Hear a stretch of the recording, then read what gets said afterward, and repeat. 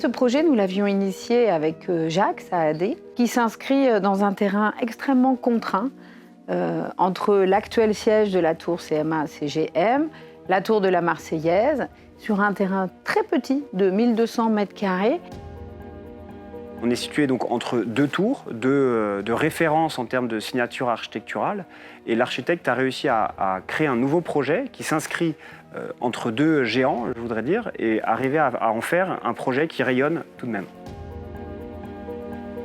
C'est tout le talent de Ala Wardé qui a fait un bâtiment, certes sur une parcelle étroite, mais très pur, très sobre, extrêmement beau, extrêmement élégant, face à ce paysage magnifique qu'est le front de mer. Ala Wardé a imaginé ce projet comme étant un assemblage de volumes blanc et argent qui reflète l'écume de la mer, qui réfléchit les tours périphériques, le contexte, le ciel et tout ce qui l'entoure. Ensuite, la tour est raccordée à la boucle à eau de mer Tassalia, qui permet de limiter l'énergie pour produire de l'énergie. C'est-à-dire qu'on n'a pas d'unité de production autonome propre à la tour, elle est faite à l'échelle du quartier. Les contraintes principales de la conception de ces façades étaient le contexte, donc le vent, la vue, les orientations, les expositions, la performance énergétique. Et la première énergie qui est apportée à Marseille face à la mer, c'est le soleil. Et donc la conception de la façade ouest qui est complètement face à la mer, pour combattre ces apports du soleil, pour avoir à mieux les combattre, il y a une double peau, c'est-à-dire une façade qui est plus épaisse, avec une lame d'air au milieu, qui permet de réduire les apports de chaleur produits par le soleil à l'intérieur du bâtiment. Ça, c'est ce qu'on appelle les façades bioclimatiques. Le rôle des GIS, c'est d'accompagner ce déroulement en conception, puis en réalisation.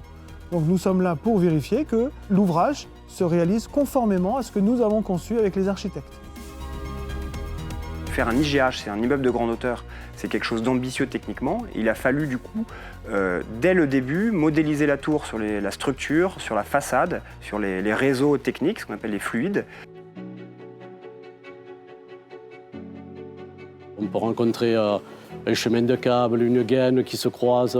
Voilà, donc il faut pouvoir enlever ces conflits et afin de réaliser une maquette qui est correcte et qui dans son bon fonctionnement. On utilise le logiciel Navisworks d'Autodesk qui est l'agrégateur, le logiciel qui permet d'assembler tous ces modèles en vue de faire la fameuse détection de clash pour aller chercher les problèmes liés à la conception, à la réalisation, qui n'a pas été vu entre les disciplines. Par exemple, une gaine dans un faux plafond, elle rencontre un réseau hydraulique, donc c'est des tubes avec de l'eau à l'intérieur, avec un chemin de câble ou quoi. Donc un croisement qui peut se déplacer par rapport à ces contraintes aéroliques ou hydrauliques et pouvoir éviter les autres corps d'état dans la réalisation.